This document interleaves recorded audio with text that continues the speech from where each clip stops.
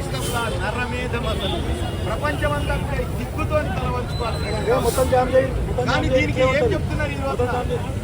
ఏం చెప్తున్నారు? అది ఒక విద్యార్థుల యొక్క ఉద్యమం అంటే, విద్యార్థుల యొక్క ఉద్యమం అయితే హిందువుల ఇళ్ల లోపలికి ఎందుకు పోయిండ్రు? విద్యార్థుల ఉద్యమం అయితే ఆ హిందువుల ఇళ్ల లోపల ఉన్నటువంటి స్త్రీలను ఎందుకు మానభంగం చేసిండ్రు? విద్యార్థుల ఉద్యమం అయితే ఆ పిల్లల్ని ఎందుకు ఉరివేసిండ్రు? విద్యార్థుల ఉద్యమం అయితే ఆ ఇంటి యజమాని ఎందుకు నరికి చంపుతున్నారు? ఒక్కసారి కాదు, కాలనీలను ధ్వంసం చేస్తున్నారు.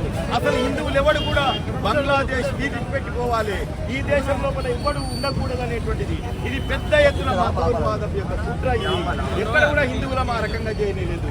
స్త్రీని దేవతగా పూజించినటువంటి ధర్మం లోపల మన మీద దాడి చేస్తున్నారు. ఇంకెంతకాలం ఈ రకంగా భరించుకుంటూ ఉండాల్సినటువంటి అవసరం ఉందని చెప్పి ఈ రోజున యావత్ ప్రపంచం లోపల హిందువులందరూ కూడా ఇంకెంతకాలం ఈ దాడులను భరిస్తాం, ఇంకెంతకాలం ఇంకా ఈ రకంగా వంగిపోతామని చెప్తున్నాం.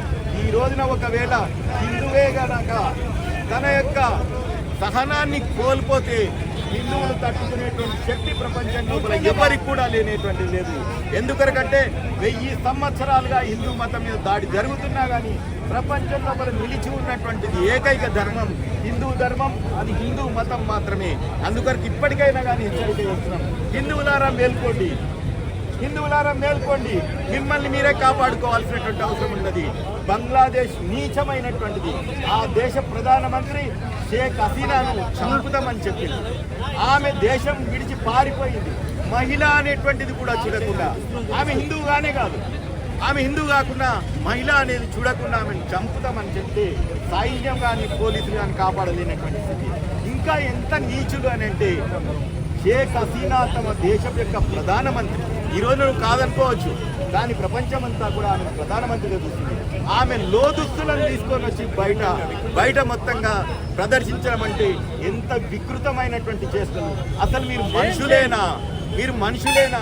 మీది ఒక జాతి, మీకు ఒక నీతి ఉందా? ఎక్కడ కూడా ఒక నీతి లేనటువంటి జాతి. అటువంటి జాతి పట్ల మనం ఉపేక్షించాల్సిన అవసరం లేదు. మన స్త్రీలను మనం కాపాడుకోవాలనుకుంటే, మన ఆస్తులను మనం కాపాడుకోవాల్సిందే. ఖచ్చితంగా హిందువులందరూ ఐక్యంగా కావాల్సిందే. హిందువులు ఐక్యంగా కాదు మాత్రమే కాదు, సాయుధులు కావాల్సిందే. ఈ పోలీసులు కానీ, ఈ ప్రభుత్వం కానీ, ఈ మిలిటరీలు ఎవ్వరు కూడా కాపాడలేరు హిందువులు అనేటువంటిది ఈ రోజున ప్రపంచ చరిత్ర చూపిస్తుంది. కాశ్మీర్ లోపల అదే జరిగింది, పశ్చిమ బెంగాల్ లోపల అదే జరుగుతుంది, కేరళ లోపల అదే జరుగుతుంది. అంత దూరం ఎందుకు? తెలంగాణ లోపల భైంసా లోపల కూడా అదే జరిగింది.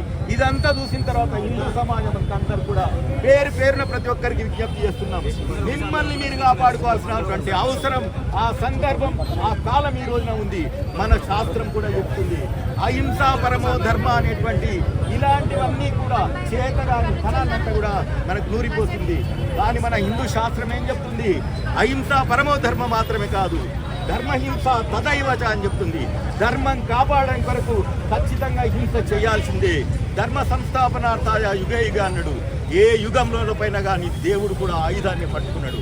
అందుకొరకు మనం అందరం కూడా ఈ దేశం లోపల మైనారిటీస్ అందరూ కూడా స్వేచ్ఛగా ఉన్నారు.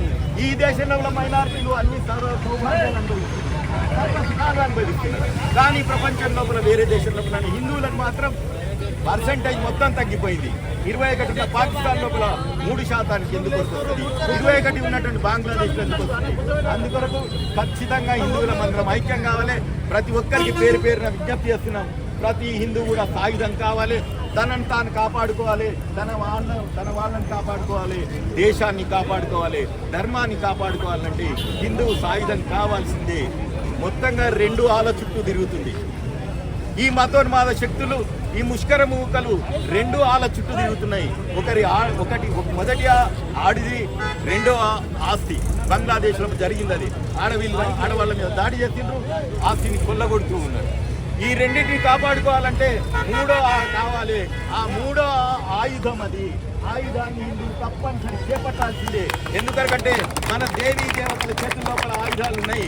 శివుడి చేతుల లోపల త్రిశూలం ఉంది, విష్ణువు చేతుల లోపల చక్రం ఉంది, అమ్మవారి చేతుల లోపల ఖడ్గం ఉంది. ఇవి మనం వదిలేసినాం. మనం ఈ రోజున దేవుణ్ణి మాత్రమే కాదు పూజ చేయాల్సింది, భరత మాతను పూజ చేయాలి. ఈ భరత మాతను కాపాడుకోవాలంటే, ఈ దేశాన్ని కాపాడుకోవాలంటే, ఈ ధర్మాన్ని కాపాడుకోవాలంటే మనమందరం కూడా సాయుధం కావాలి. మేము ఇంత కొరకు కాదు, మనల్ని కాపాడుకోవడానికి సాయుధం కావాలని తెలియజేసుకుంటూ ఖచ్చితంగా హిందువులు మేల్కొంటున్నారు, హిందూ జాతి మేల్కొంటుంది అనేటువంటి హెచ్చరికలు చేస్తున్నాం. ఒక్కసారి ఇట్లా మా సహనం కట్టలు తెగితే మిమ్మల్ని ఈ ప్రభుత్వాలు ఏవి కాపాడవు. కేంద్ర ప్రభుత్వాన్ని ఒక్క డిమాండ్ చేస్తున్నాం, భారతదేశం లోపల ఉన్నట్టు బంగ్లాదేశ్ ముస్లింలను అందరినీ ఈ దేశం నుంచి తరిమి కొట్టాలి. బంగ్లాదేశ్ లోపల ఉన్నటువంటి హిందువులను అందరినీ కూడా ఈ దేశానికి తీసుకురావాలి. ఈ దేశం లోపల ఉన్నట్టు బంగ్లాదేశ్ ముస్లింల యొక్క ఆస్తిని అంతా కూడా ప్రభుత్వం తీసుకోవాలి. బంగ్లాదేశ్ లోపల ఉన్నటువంటి హిందువులను తీసుకొచ్చి ఆస్తులన్నీ కూడా దక్కింపజేసుకోవాలి. అప్పటిదాకా హిందూ సమాజం అంతా కూడా ఉద్యమం చేస్తుంది. ఖచ్చితంగా ఏ హిందూ మీదగా ఈగ వాలినా ఇక హిందూ సమాజం అనేటువంటిది మేల్కోదు. ఇది గుర్తుంచుకోండి. హిందువులు ఎప్పుడు కూడా చాతగా అనేటువంటి వాళ్ళు ఉంటారు. ఒకరిని ముట్టుకుంటే ఎవరు పలకరు, ఏమి చేయరనేటివి కాదు. సమాజం మారింది, హిందువులు జాగృతమైనరు. ఖచ్చితంగా దాడికి ప్రతి దాడి చేస్తాం, చేసి తీర్థం. హిందువు శక్తివంతుడైతాడు. ఇది మా ధర్మం చెప్పింది. మా ఆడవాళ్ళని కాపాడుకోవడానికి, మా ధర్మాన్ని కాపాడుకోవడానికి ఖచ్చితంగా మా ధర్మం అది ఖచ్చితంగా చేస్తుంది హిందూ సమాజం అని తెలియజేసుకుంటూ కేంద్ర ప్రభుత్వాన్ని మరొక్కసారి డిమాండ్ చేస్తున్నాం. ఓటు ఏ ప్రభుత్వాలైనా ఓటు బ్యాంకు రాజకీయాలకు పాల్పడుతూ హిందువుల పట్ల నిర్లక్ష్యంగా ఉంటే మీ సీట్లు భద్రంగా ఉండవు. రేపు వచ్చేది కూడా హిందూ సమాజమే. ఇది హిందుస్థాన్. ఇది ఈ రోజున అసదుద్దీన్ ఓవైసీ కూడా పార్లమెంట్ లో మాట్లాడతారు హిందువులు. కానీ హిందువు లోపల ఉన్నటువంటి వాళ్ళు కొంతమంది ఏమంటారు, హిందూ మతం లోపల హిందూ ద్రోహులు ఉన్నారు. ఓడు రాముని గురించి మాట్లాడతాడు, ఓడు సీత గురించి మాట్లాడతాడు, ఓడు 3 రంగుల జెండా అది గుడ్డపేలికి అంటాడు. అరే మీరు ఈ దేశంలో ఉండాలంటే, ఈ దేశం యొక్క గాలి పీలుస్తున్నారు మీరు, ఈ దేశంలో ఉండాలంటే ఖచ్చితంగా వందే మాత్రం పాడాల్సిందే, భారత్ మాతాకి జై అనాల్సిందే. అట్లా వందే మాత్రం పాడనటువంటి వాడు, అట్లా భారత్ మాతాకి జై అన్నటువంటి వాడు చట్టసభల లోపల కూడా ఉండకూడదు. అటువంటి వారికి సీట్లు ఇవ్వకూడదు.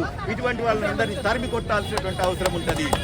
ఒకడంటాడు 15 నిమిషాలు నాకు టైం ఇస్తే అంటాడు వాడు ప్రజాప్రతినిధి ఎట్లయిండు.